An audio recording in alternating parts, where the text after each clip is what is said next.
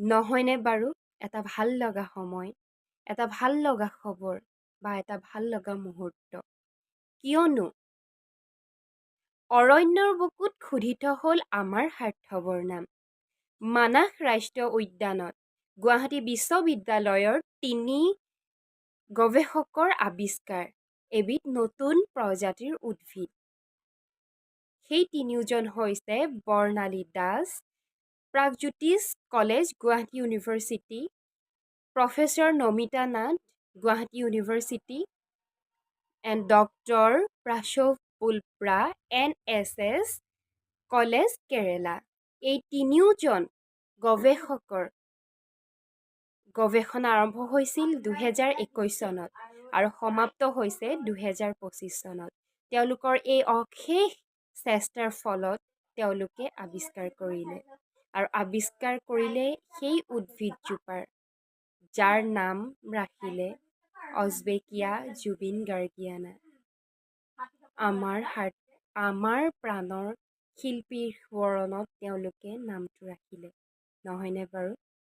কিমান এটা ভাল লগা মুহূৰ্ত, কাৰণ যুগ যুগান্তৰলৈকে আমাৰ সাৰ্থবৰ নাম প্ৰকৃতিৰ লগত একেবাৰে মিল হৈ গৈছে। এয়াই নহয়নে বাৰু যেন প্ৰকৃতিয়ে আমাৰ সাৰ্থবক দিয়া এক উপহাৰ, প্ৰকৃতিৰ আই মাতৃয়ে দিয়া এক উপহাৰ। চাওকচোন কিমান ধুনীয়াকৈ প্ৰকৃতিৰ আই মাতৃয়ে তেওঁক উপহাৰ দিছে এয়া। সঁচাকৈ বহুত ভাল লাগিলে। তেওঁই যে ইমান ধুনীয়াকৈ প্ৰকৃতি সংৰক্ষণৰ ফালৰ পৰা ইমান ভাল পাইছিল তেওঁ প্ৰকৃতিক, সেয়াই চাগে এক উপহাৰ।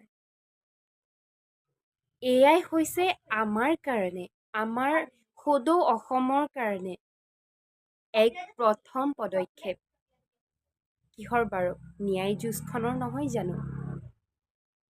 এয়াই আশা কৰিছোঁ যেন প্ৰকৃতিয়ে যেনেকৈ আমাৰ সাৰ্থবক উপহাৰ হিচাপে দিলে, ঠিক তেনেকৈ আমিও যেন পাওঁ আমাৰ সাৰ্থবৰ ন্যায় অতি সোনকালে।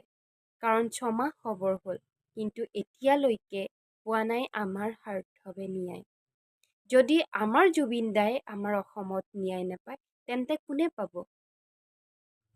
গতিকে অতি সোনকালে যেন জুবিন দাই ন্যায় পাওক, সেয়াই আশা কৰিছোঁ।